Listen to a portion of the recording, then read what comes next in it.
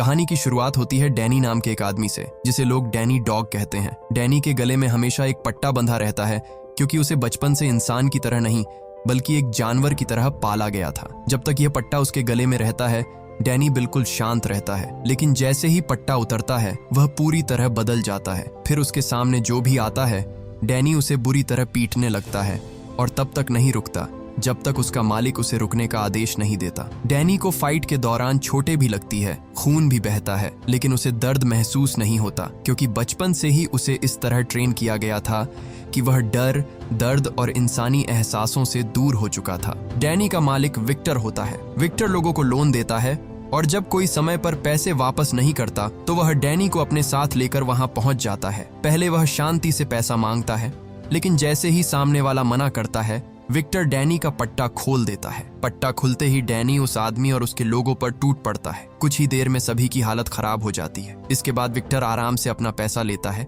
और उस आदमी को धमकी देता है कि अगली बार पैसे समय पर नहीं मिले तो वह डैनी को नहीं रोकेगा। इसके बाद विक्टर डैनी को ऐसे ही कई लोगों के पास लेकर जाता है। जहां भी कोई पैसा देने से मना करता, विक्टर डैनी का पट्टा खोल देता और डैनी सबको पीट कर उससे पैसा वसूलवा देता। लेकिन इतना सब करने के बाद भी विक्टर डैनी को कोई इज्जत नहीं देता। उसके लिए डैनी इंसान नहीं, सिर्फ पैसा वसूलने का हथियार था। काम खत्म होते ही विक्टर उसे वापस अपने अड्डे पर ले जाता और एक कुत्ते की तरह पिंजरे में बंद कर देता। डैनी के पास न रहने के लिए कमरा था, न सोने के लिए बिस्तर और न ही बात करने वाला कोई अपना इंसान। एक दिन फाइट के बाद डैनी वापस आता है। उसके सिर से खून बह रहा होता है। विक्टर का एक आदमी यह देखकर कहता है कि डैनी को चोट लगी है, लेकिन विक्टर को डैनी की तकलीफ से कोई फर्क नहीं पड़ता। वह बस पट्टी देने को कहता है और बोलता है कि यह खुद ही लगा लेगा। पर डैनी को तो यह भी नहीं पता था कि पट्टी लगाई कैसे जाती है, क्योंकि उसे बचपन से आज तक सिर्फ लड़ना सिखाया गया था। बाहर की दुनिया, लोगों से बात करना, अपना ख्याल रखना, ये सब उसके लिए बिल्कुल नया था। रात को डैनी अपने पिंजरे में अकेला बैठा होता है। तभी उसे वहां एक बच्चों वाली किताब मिलती है। वह धीरे धीरे उसके पेज पलटता है और उसमें बनी ड्राइंग्स देखने लगता है। तभी उसकी नजर पियानो की तस्वीर पर पड़ती है। डैनी उस तस्वीर को छूने लगता है, जैसे उस पियानो से उसका कोई पुराना रिश्ता हो, लेकिन वह खुद भी नहीं समझ पाता कि उसे यह तस्वीर इतनी अपनी सी क्यों लग रही है। इसी बीच विक्टर एक लड़की को वहां लेकर आता है, लेकिन जैसे ही वह लड़की नीचे पिंजरे में बंद डैनी को देखती है, वह डर कर चीखती है और वहां से भाग जाती है। लड़की के भाग जाने से विक्टर गुस्से में आ जाता है और सारी गलती डैनी पर डाल देता है। वह उसे गालियां देने लगता है, लेकिन डैनी चुपचाप सब सुनता रहता है। उसे न अपने अपमान का मतलब समझ आता है, न अपने दर्द का। अगले दिन विक्टर फिर से डैनी को काम पर लेकर जाता है। इस बार उसे एक बॉक्सिंग क्लब के मालिक से पैसा वसूलना था। बॉक्सिंग क्लब का मालिक विक्टर को डराने के लिए एक बड़े पहलवान को सामने खड़ा कर देता है, लेकिन जैसे ही विक्टर डैनी का पट्टा खोलता है, डैनी वहां मौजूद लोगों को कुछ ही पलों में गिरा देता है। ये देखकर वह पहलवान भी पीछे हट जाता है और लड़ने से मना कर देता है। अब बॉक्सिंग क्लब का मालिक समझ जाता है कि डैनी से पंगा लेना भारी पड़ेगा। मजबूरी में वह विक्टर को पैसे दे देता है। इसके बाद विक्टर डैनी को लेकर एक बड़े स्मगलर के पास पहुंचता है।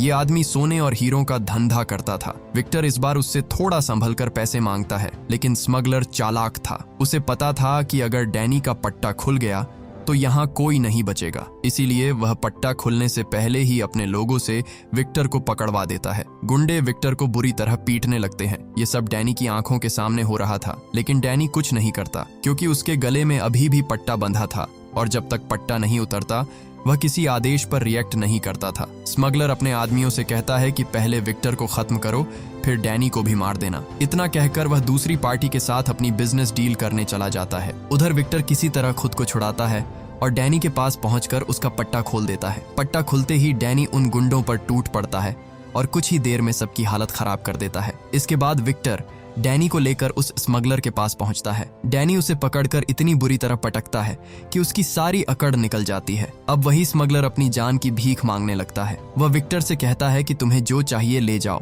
बस डैनी को मुझसे दूर कर दो। विक्टर को पता था कि स्मगलर के बैग में सोना और हीरे हैं, इसलिए वह सीधा बैग उठाता है और सारा माल अपने साथ ले लेता है। वही पास में एक आदमी ये सब देख रहा होता है। उसका नाम टॉम होता है। टॉम गैर कानूनी फाइट्स करवाता था। डैनी की ताकत देखकर वह तुरंत समझ जाता है कि अगर इसे फाइट रिंग में उतारा जाए तो इससे बहुत बड़ा पैसा कमाया जा सकता है। दूसरी तरफ विक्टर को सोना और हीरे मिल चुके थे, लेकिन फिर भी वह डैनी से खुश नहीं था। उसे गुस्सा था कि जब गुंडे उसे पीट रहे थे तब डैनी चुपचाप खड़ा रहा। डैनी की गलती सिर्फ इतनी थी कि उसके गले में पट्टा बंधा था, लेकिन विक्टर को यह समझना ही नहीं था। उसके लिए डैनी की कीमत सिर्फ तब थी जब वह उसके लिए लोगों को मारता और पैसा कमाता। गुस्से में विक्टर के आदमी डैनी को गाड़ी में डालते हैं और उसे वापस अड्डे पर ले आते हैं। वहां विक्टर उसे डांटते हुए कहता है कि तुम कभी नहीं सुधरोगे, तुम हमेशा जानवर ही रहोगे। डैनी चुपचाप सब सुनता रहता है। उसे समझ ही नहीं आता कि उसकी गलती क्या थी, क्योंकि उसने वही किया था जो उसे बचपन से सिखाया गया था। पट्टा गले में हो तो चुप रहना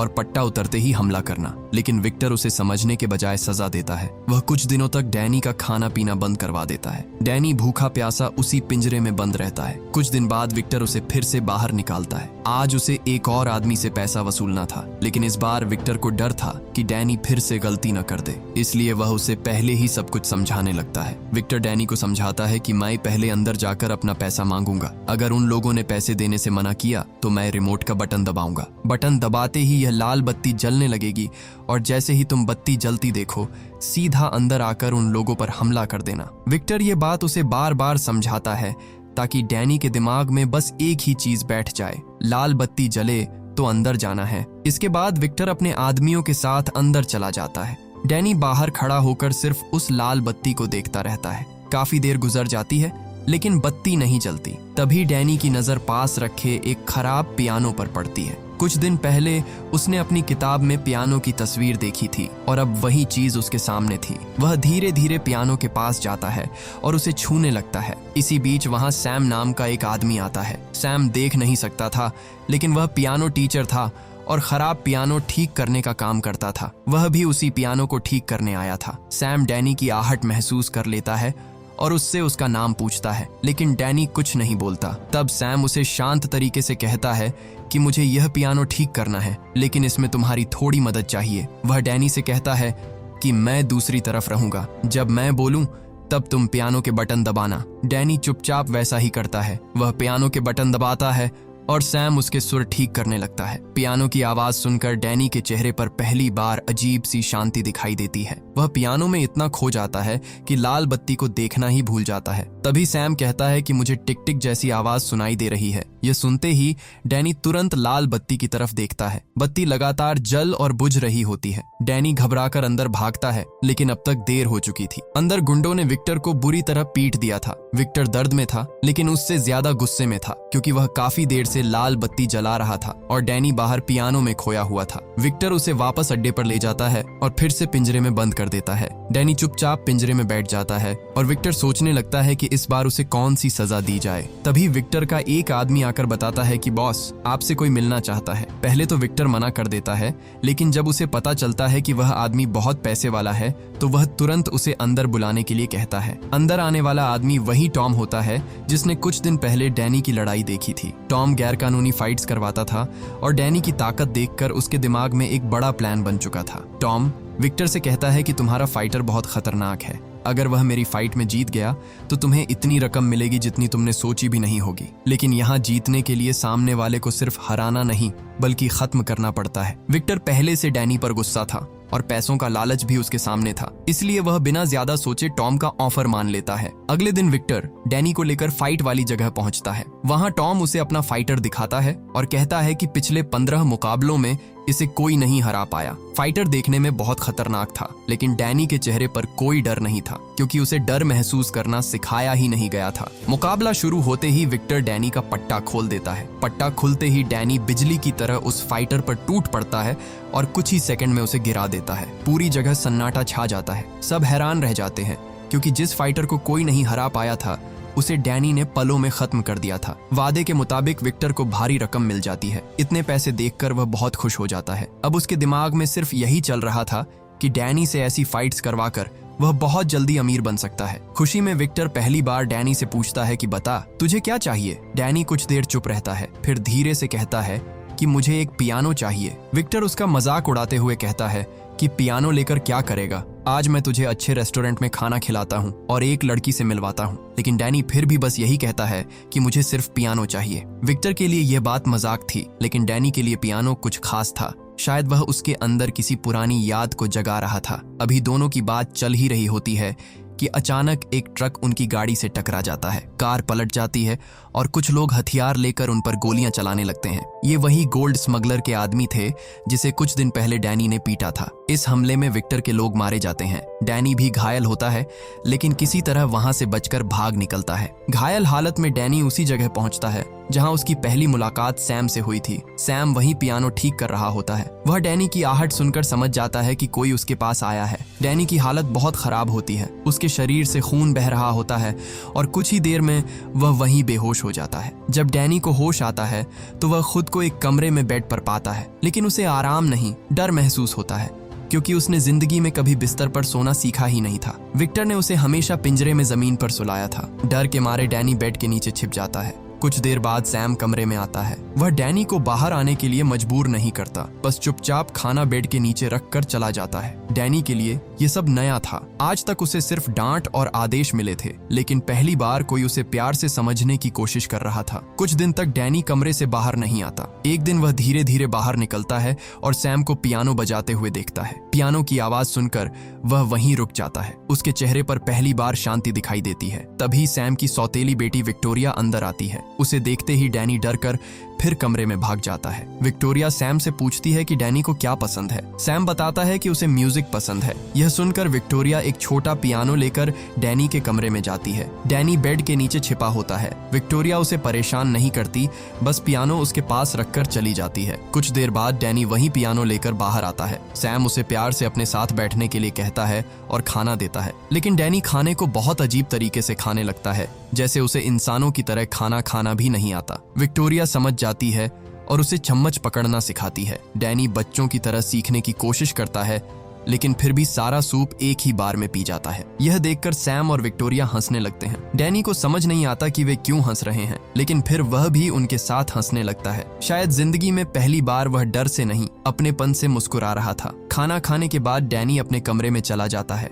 थोड़ी देर बाद सैम उसके पास आता है और उसके गले का पट्टा उतारने की कोशिश करता है, लेकिन जैसे ही सैम पट्टा छूता है, डैनी उसका हाथ रोक लेता है। उसे डर था कि पट्टा उतरते ही वह फिर से बेकाबू हो जाएगा और गलती से सैम को चोट पहुंचा देगा। सैम उसे मजबूर नहीं करता, वह बस कहता है कि जब तुम्हारा मन हो तब तुम खुद यह पट्टा उतार लेना। सैम की यह बात डैनी के लिए बहुत बड़ी थी, क्योंकि विक्टर के साथ उसे सिर्फ आदेश मिलते थे, लेकिन सैम पहली बार उसे अपनी मर्जी से जीना सिखा रहा था। अगले दिन सैम डैनी को मार्केट लेकर जाता है। वहाँ वह उसे सामान खरीदना, पैसे देना और लोगों के बीच रहना सिखाता है। डैनी हर चीज को ध्यान से देखता है। उसके लिए यह सब बिल्कुल नया था। जो चीजें आम लोगों के लिए साधारण थीं, वही डैनी के लिए नई दुनिया जैसी थीं। घर लौटने के बाद सैम उसे खाना बनाना सिखाता है। डैनी बच्चों की तरह हर चीज सीखने की कोशिश करता है। धीरे धीरे उसे समझ आने लगता है कि जिंदगी सिर्फ लड़ाई और आदेश मानने का नाम नहीं होती। शाम को सैम डैनी से कहता है कि विक्टोरिया की कॉलेज से छुट्टी हो गई होगी, तुम जाकर उसे घर ले आओ। डैनी पहले थोड़ा झिझकता है, लेकिन फिर सैम की बात मानकर चला जाता है। रास्ते में विक्टोरिया उसे आइसक्रीम खिलाती है, सिनेमा में फिल्म दिखाती है और धीरे धीरे पियानो बजाना भी सिखाती है। विक्टोरिया के साथ डैनी पहली बार डर के बिना जिंदगी महसूस कर रहा था। रात को डैनी विक्टोरिया और उसके पेरेंट्स की तस्वीर देखता है। जब वह इस बारे में सैम से पूछता है तो सैम उसे बताता है कि विक्टोरिया उसके दोस्त की बेटी है। उसके पिता की एक एक्सीडेंट में मौत हो गई थी। बाद में सैम ने विक्टोरिया की मां से शादी की, लेकिन कुछ समय बाद एक और एक्सीडेंट में विक्टोरिया की मां की मौत हो गई और सैम की आंखों की रोशनी चली गई। यह सुनकर डैनी को सैम और विक्टोरिया के लिए बहुत बुरा लगता है। उसे पहली बार समझ आता है कि दर्द सिर्फ उसके पास नहीं है। इस घर में रहने वाले लोग भी दुख से गुजरे हैं, लेकिन फिर भी एक दूसरे को संभाल रहे हैं। धीरे धीरे डैनी खुद को इस परिवार का हिस्सा समझने लगता है। वह नॉर्मल जिंदगी जीना सीख रहा था, लेकिन उसके गले में बंधा पट्टा अभी भी उसे उसके पुराने अतीत से जोड़े हुए था। एक दिन विक्टोरिया प्यार से उसके गले का पट्टा उतारने की कोशिश करती है। पट्टा छूते ही डैनी डर जाता है, क्योंकि उसे लगता है कि पट्टा उतरते ही वह फिर से बेकाबू हो जाएगा और कहीं विक्टोरिया को चोट न पहुंचा दे। विक्टोरिया उसे समझाती है कि तुम अब पहले जैसे नहीं रहे, तुम उस पुरानी जिंदगी से बाहर आ चुके हो। बस यह आखिरी चीज है जिसे हटाकर तुम सच में आजाद हो जाओगे। डैनी चुपचाप खड़ा रहता है। विक्टोरिया धीरे से उसका पट्टा उतार देती है, लेकिन इस बार कुछ नहीं होता। डैनी शांत रहता है। उसी पल डैनी को एहसास होता है कि असली कंट्रोल पट्टे में नहीं, उसके अपने अंदर था। अब वह सच में विक्टर की गुलामी से आजाद हो चुका था। रात को सैम डैनी को अपने साथ काम पर लेकर जाता है। वहाँ सैम एक पियानो ठीक कर रहा होता है और डैनी उसकी मदद करता है। इसी दौरान सैम बताता है कि विक्टोरिया की पढ़ाई पूरी होते ही वे लोग न्यूयॉर्क वापस चले जाएंगे। यह सुनकर डैनी उदास हो जाता है। उसे लगता है कि जिस परिवार को उसने पहली बार अपना समझा था वह भी उससे दूर चला जाएगा। लेकिन तभी सैम कहता है कि मैं चाहता हूं तुम भी हमारे साथ चलो, अब तुम भी हमारी फैमिली का हिस्सा हो और तुम्हारे बिना हमारी फैमिली अधूरी है। यह सुनते ही डैनी खुश हो जाता है और सैम को गले लगा लेता है। शायद जिंदगी में पहली बार किसी ने उसे अपने परिवार में जगह दी थी। काम खत्म होने के बाद सैम डैनी को कुछ पैसे देता है और कहता है कि तुमने भी मेरी मदद की है, इसलिए इन पैसों में तुम्हारा भी हिस्सा है, जाओ अपने लिए कुछ खरीद लो। डैनी खुशी खुशी शॉपिंग मॉल जाता है और अपने लिए सामान खरीदता है। लेकिन जैसे ही वह बाहर निकलता है उसके सामने विक्टर का एक आदमी आ जाता है। वह डैनी को पहचान लेता है और कहता है कि हम तुम्हें बहुत दिनों से ढूंढ रहे थे, चलो बॉस तुम्हारा इंतजार कर रहे हैं। डैनी अब उस पुरानी जिंदगी में वापस नहीं जाना चाहता था, इसलिए वह साफ मना कर देता है। लेकिन वह आदमी उसे धमकाता है कि अगर वह वापस नहीं गया तो विक्टर उसे ढूंढने के लिए गुंडे भेज देगा। डैनी समझ जाता है कि अगर वह वापस नहीं गया तो विक्टर सैम और विक्टोरिया तक भी पहुंच सकता है, इसलिए वह ना चाहते हुए भी वापस विक्टर के पास लौट आता है। विक्टर डैनी को देखकर खुश होता है, लेकिन यह खुशी प्यार की नहीं लालच की थी, क्योंकि डैनी उसके लिए परिवार नहीं पैसा कमाने की मशीन था। दरअसल गोलीबारी वाले हमले में विक्टर भी बुरी तरह घायल हुआ था और कई महीनों तक हॉस्पिटल में रहा। लेकिन ठीक होते ही उसके दिमाग में फिर वही पुराना लालच आ गया, डैनी से फाइट करवा कर पैसा कमाना। डैनी विक्टर के पास आते ही उससे पूछता है कि क्या आप मेरी माँ को जानते हो? विक्टर तुरंत झूठ बोलता है कि मुझे तुम्हारी माँ के बारे में कुछ नहीं पता, तुम मुझे सड़क किनारे अधमरी हालत में मिले थे, मैंने तुम्हें उठाया, पाला और जिंदा रखा। आज विक्टर बड़े प्यार से बात कर रहा था, लेकिन डैनी अब पहले जैसा नहीं रहा। उसे साफ महसूस हो रहा था कि विक्टर की बातों में अपनापन नहीं, सिर्फ फायदा छुपा है। अगले दिन विक्टर फिर से डैनी के गले में पट्टा डालता है और उसे फाइट के लिए ले जाता है। वहां उनकी मुलाकात टॉम से होती है। टॉम बताता है कि आज की फाइट पहले से ज्यादा खतरनाक होगी, क्योंकि इस बार रिंग में हथियार भी इस्तेमाल होंगे। वह एक खतरनाक फाइटर दिखाता है जिसने कुछ देर पहले ही दूसरे फाइटर की जान ले ली थी, लेकिन विक्टर को इससे कोई फर्क नहीं पड़ता। उसके लिए डैनी की जान से ज्यादा जरूरी पैसा था। फाइट शुरू होती है। विक्टर डैनी का पट्टा खोलता है और उसे सामने वाले फाइटर को खत्म करने का आदेश देता है। लेकिन इस बार डैनी पहले जैसा नहीं था। वह शांत खड़ा रहता है और साफ कहता है कि मैं किसी को चोट नहीं पहुंचाना चाहता। यह सुनकर विक्टर गुस्से में उसे रिंग के अंदर धक्का दे देता है। अंदर गिरते ही वह खतरनाक फाइटर डैनी पर हमला कर देता है, लेकिन डैनी लड़ने के बजाय सिर्फ खुद को बचाता रहता है। फाइटर लगातार उस पर वार करता है। एक पल के लिए डैनी गुस्से में उसे मारने के लिए हाथ उठाता है, लेकिन आखिरी समय पर खुद को रोक लेता है। अब वह किसी की जान नहीं लेना चाहता था। यह देखकर टॉम और विक्टर दोनों भड़क जाते हैं। विक्टर गुस्से में एक कुल्हाड़ी रिंग में फेंकता है और डैनी से कहता है कि इसे मार डाल, लेकिन डैनी कुल्हाड़ी को हाथ तक नहीं लगाता। मौका देखकर सामने वाला फाइटर वही कुल्हाड़ी उठा लेता है और डैनी पर हमला करने लगता है। डैनी फिर भी उसे मारने के बजाय सिर्फ बचने की कोशिश करता है। ये देखकर टॉम कुछ और फाइटर्स को रिंग में उतार देता है। अब सभी मिलकर डैनी को बुरी तरह पीटने लगते हैं। डैनी काफी देर तक खुद को रोकता है, लेकिन जब बात उसकी जान पर आ जाती है तो वह जवाब देना शुरू कर देता है। इसके बाद डैनी एक एक करके सभी फाइटर्स को हरा देता है। लेकिन जब विक्टर ऊपर से चिल्लाकर कहता है कि इन्हें मार डाल, तो डैनी उसकी बात नहीं मानता। वह उन्हें जिंदा छोड़ देता है। यही पल दिखाता है कि डैनी अब विक्टर का गुलाम नहीं रहा, वह अब अपने फैसले खुद लेने लगा था। विक्टर यह देखकर बहुत गुस्सा हो जाता है, क्योंकि नियम के हिसाब से फाइटर्स को मारे बिना उसे पैसा नहीं मिलने वाला था। गुस्से में वह डैनी को वापस अड्डे पर ले जाता है, उसे बुरी तरह पिटवाता है और फिर से पिंजरे में बंद कर देता है। दूसरी तरफ सैम और विक्टोरिया डैनी के लिए बहुत परेशान होते हैं। उन्हें समझ नहीं आता कि वह अचानक कहाँ चला गया। उन्हें यह भी नहीं पता था कि डैनी फिर से उसी नरक में फंस चुका है जहां से वह बड़ी मुश्किल से बाहर निकला था। अब डैनी पिंजरे में बंद बैठा होता है, लेकिन इस बार उसके मन में डर से ज्यादा घर लौटने की चाहत थी। वह अब सैम और विक्टोरिया के साथ रहना चाहता था, इसीलिए वह किसी तरह पिंजरे से बाहर निकलता है और विक्टर के कमरे में पहुंच जाता है। वहां उसे बहुत सारी तस्वीरें मिलती हैं। उन्हीं तस्वीरों में उसे अपने बचपन की एक फोटो दिखती है, जिसमें वह अपनी माँ के साथ खड़ा होता है। यह देखकर डैनी अंदर तक हिल जाता है, क्योंकि विक्टर ने तो कहा था कि उसे डैनी सड़क किनारे मिला था। फिर उसके पास डैनी और उसकी माँ की फोटो कैसे आई? डैनी तुरंत विक्टर से पूछता है कि तुमने कहा था मैं तुम्हें सड़क किनारे मिला था, फिर तुम्हारे पास मेरी माँ की फोटो कैसे आई? विक्टर उसे फिर से झूठी कहानी सुनाता है। वह कहता है कि तुम्हारी माँ कोई अच्छी औरत नहीं थी, वह मेरे पास आती जाती रहती थी। एक दिन उसकी मौत हो गई, इसलिए मैंने तुम्हें अपने बेटे की तरह पाल लिया। लेकिन डैनी को उसकी बातों पर यकीन नहीं होता। उसे महसूस हो जाता है कि विक्टर फिर झूठ बोल रहा है। फिर भी वह उस वक्त शांत रहता है क्योंकि अब वह सच जानना चाहता था। अगले दिन विक्टर उसे फिर से फाइट रिंग में ले जाने वाला होता है, लेकिन रास्ते में डैनी अचानक कार का स्टीयरिंग मोड़ देता है, जिससे कार का एक्सीडेंट हो जाता है। इसी मौके का फायदा उठाकर डैनी पट्टा उतारता है और वहां से भाग निकलता है। वह सीधा सैम और विक्टोरिया के घर पहुंचता है और उन्हें अपनी माँ की फोटो दिखाता है। विक्टोरिया फोटो देखकर बताती है कि उसकी माँ किसी अच्छे परिवार की लगती है और शायद वह पियानो बजाती थी। सैम भी फोटो के बारे में पूछता है तो विक्टोरिया बताती है कि यह तस्वीर किसी ऑडिटोरियम में ली गई है। विक्टोरिया की बातों से सैम उस जगह को पहचान लेता है। इसके बाद तीनों उसी ऑडिटोरियम में जाते हैं। वहां एक बूढ़ी लाइब्रेरियन उन्हें बताती है कि यह लड़की कई साल पहले चाइना से आई थी। वह बहुत अच्छा पियानो बजाती थी, लेकिन एक दिन वह अचानक गायब हो गई और उसके छोटे बेटे का भी फिर किसी को कुछ पता नहीं चला। लाइब्रेरियन उन्हें डैनी की माँ की एक और तस्वीर देती है जिसमें उसका चेहरा साफ दिखाई देता है। अब डैनी पहली बार अपनी माँ को ठीक से देख पाता है। इसके बाद तीनों घर वापस आ जाते हैं। रात को विक्टोरिया डैनी के कमरे में आती है। डैनी अपनी माँ की तस्वीर को चुपचाप देख रहा होता है।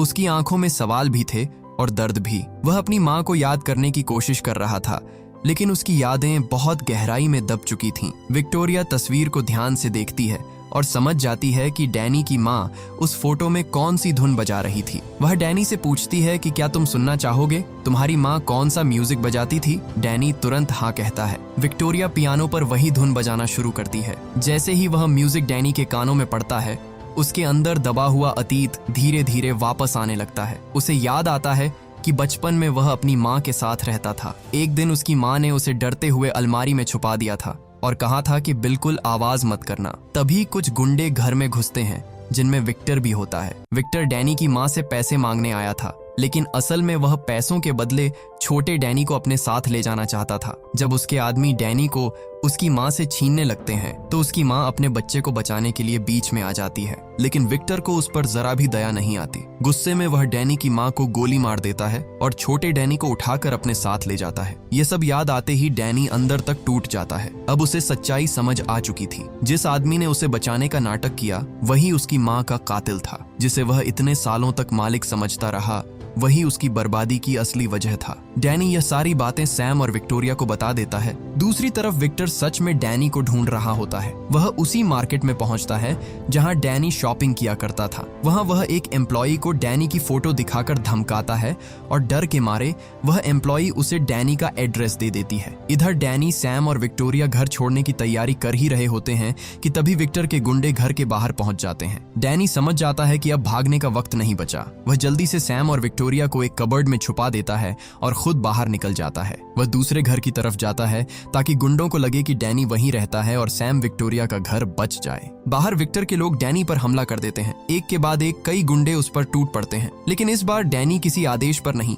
बल्कि अपने परिवार को बचाने के लिए लड़ रहा था। डैनी सभी गुंडों को हरा देता है। जब विक्टर देखता है कि उसके आदमी डैनी के सामने टिक नहीं पा रहे तो वह अपना सबसे खतरनाक फाइटर भेजता है। ये फाइटर बाकी लोगों जैसा नहीं था। उसके लड़ने के तरीके से लग रहा था कि वह डैनी की कमजोरियां जानता है। दोनों के बीच जबरदस्त फाइट होती है। वह फाइटर डैनी को कई बार गिरा देता है, लेकिन डैनी हार नहीं मानता। काफी देर की लड़ाई के बाद डैनी आखिरकार उस फाइटर को भी हरा देता है। अपने सबसे खतरनाक आदमी को हारते देखकर विक्टर खुद गन लेकर आगे आता है और डैनी पर गोलियां चलाने लगता है। डैनी किसी तरह खुद को बचाता है और वहां से भागता है, लेकिन विक्टर भी उसका पीछा नहीं छोड़ता। वह सीधा उसी घर में घुस जाता है जहां डैनी, सैम और विक्टोरिया के साथ रह रहा था।